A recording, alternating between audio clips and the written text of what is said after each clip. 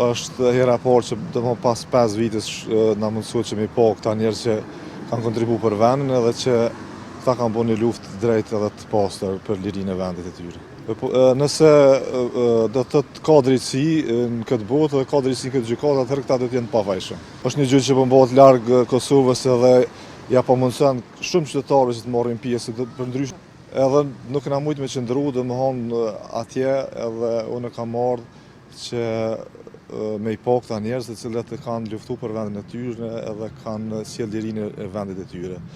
Mbi 70% sa unë sa i kom përcjell deri sot, edhe besoj që deri në fund atë vi do të përcjelli për hatër të respektit dhe nderit ndaj qëllimtarëve tonë, që po sakrifikohen për vendin tonë, për këtë shtet që e themeluan dhe e arritën qëllimin që të jemi në liri.